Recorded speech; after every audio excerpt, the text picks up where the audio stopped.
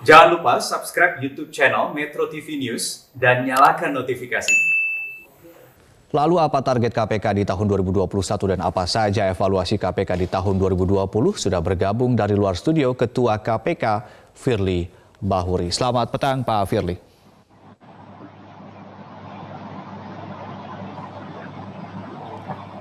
Selamat petang Pak Firly. Assalamualaikum, selamat petang seluruh pemirsa Metro TV. Ya, waalaikumsalam warahmatullahi wabarakatuh. Pak Firly, terkait dengan evaluasi, bagaimana dan juga berapa sebetulnya total penyelamatan uang negara, berapa total uang hasil tindak pidana korupsi yang KPK kembalikan ke kas negara selama setahun terakhir ini, dan berapa banyak potensi korupsi dan potensi kerugian negara yang diselamatkan oleh KPK? Ya, saya ingin menjelaskan dulu bahwa tugas pokok KPK, berdirinya KPK itu dimaksudkan adalah pemberantasan korupsi ini bisa berdaya guna dan berhasil guna. Terkait dengan itu maka ada 6 tugas pokok KPK. Dari 6 tugas pokok KPK tersebut maka kita bekerja keras untuk melaksanakannya, karena sesungguhnya tujuan pemberantasan korupsi itu setidak-tidaknya ada 3 hal yang paling penting. Yang pertama adalah bagaimana kita bisa mencegah supaya tidak terjadi korupsi atau tidak timbulnya kerugian negara. Yang kedua, kalau terjadi korupsi, maka kita harus kembalikan kerugian negara. Yang ketiga adalah bagaimana kita bisa menyelamatkan potensi-potensi yang akan menimbulkan kerugian negara itu. Yang berikutnya adalah kita harus menjamin terselenggaranya pelayanan publik yang prima dan terjaminnya hak-hak sosial politik masyarakat. Dari 3 atau 4 tujuan tersebut maka bisa kami sampaikan. Yang pertama adalah terkait dengan mencegah timbulnya kerugian negara.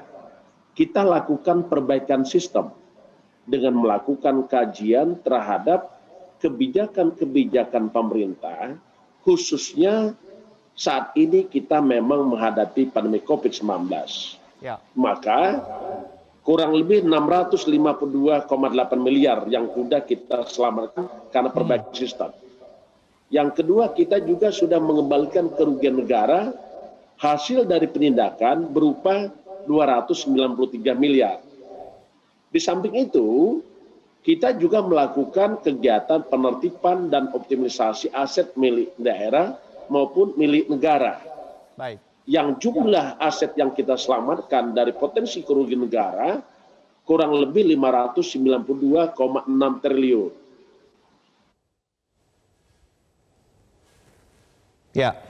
Karena kalau ini terjadi kerugian negara, maka tentu yang sebesar ini akan mengganggu pertumbuhan ekonomi, juga akan mengganggu terwujudnya tujuan negara. Itu hal yang paling penting yang saya kira yang perlu dipahami oleh kita bersama. Baik, baik. Pak Firly, yang kemudian sekarang menjadi sorotan masyarakat adalah soal dana KPCPEN yang nilainya mencapai 695 triliun rupiah. Ini uang yang sangat besar. Pertanyaan publik adalah upaya preventif apa yang akan dilakukan oleh KPK terkait dengan pengelolaan dana sebesar ini. Nanti kita akan ulas lebih detail lagi usai jeda. Dan pemirsa, tetaplah bersama kami, Prime Time News segera kembali.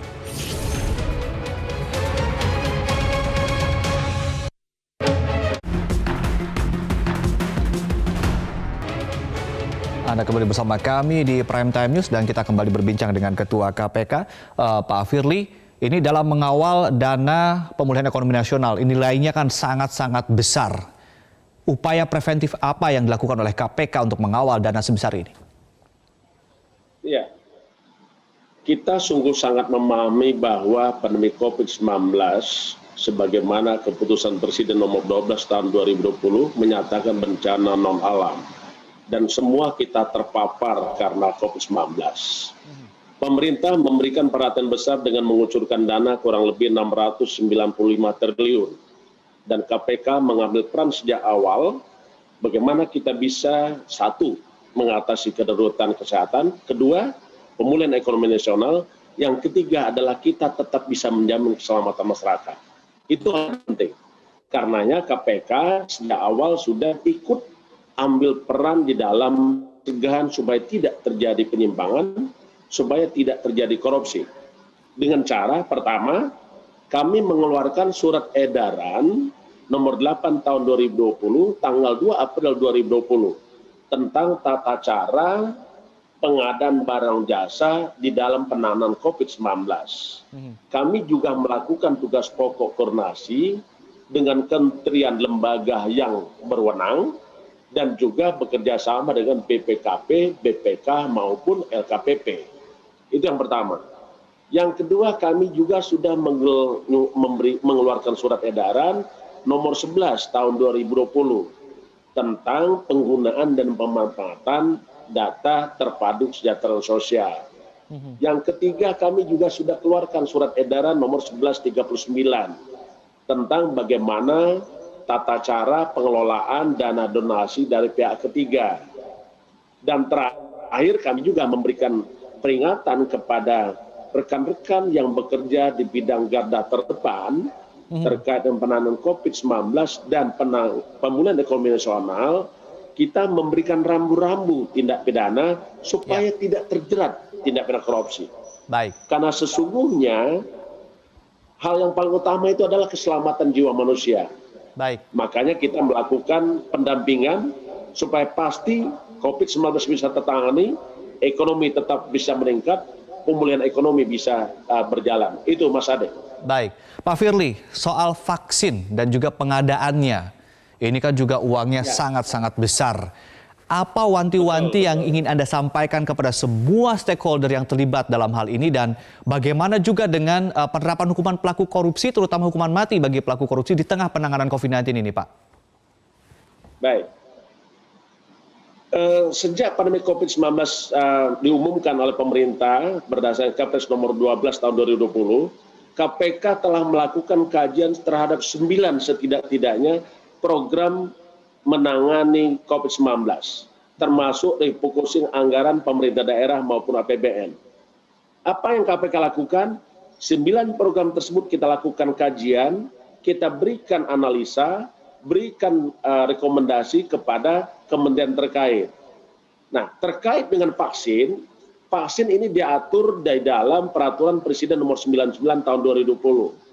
Kami baca semua pasal ayat yang mengatur tentang vaksin dan pelaksanaan vaksinasi.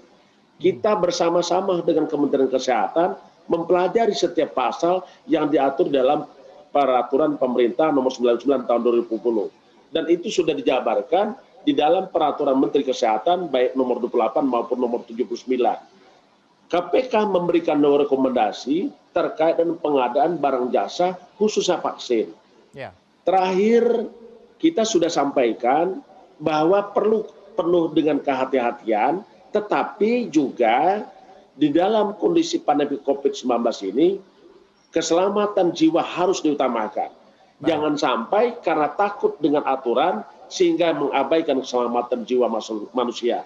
Tetapi juga tetap kita tunduk dan taat kepada seluruh ketentuan-ketentuan yang berlaku, bagaimana tata cara pengadaan.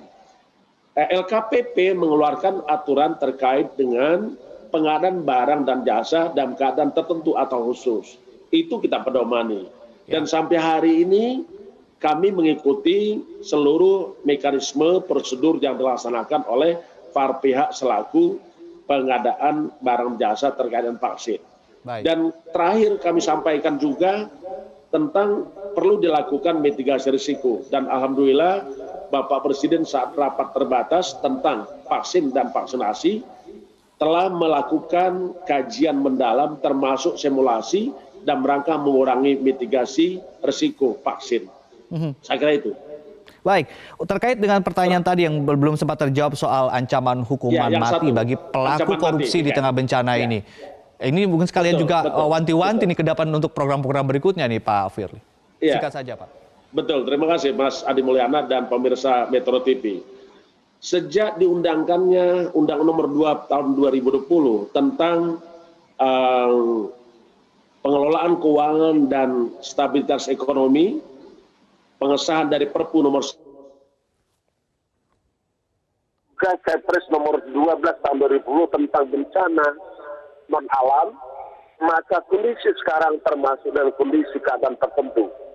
sebagaimana di dalam Undang-Undang Nomor 31 Tahun 99 di pasal 2 ayat 2 disebutkan tindak pidana dalam hal tindak pidana korupsi sebagaimana dimaksud dalam ayat 1 dilakukan dalam keadaan tertentu. Nah, keadaan tertentu ini ada 4. 1, negara dalam keadaan bahaya sesuai dengan undang-undang yang berlaku. Artinya pemerintah sudah mengeluarkan Undang-Undang Nomor 2 Tahun 2020 terkait dengan pandemi COVID dan Kepres Nomor 11 2020. Nah, masalahnya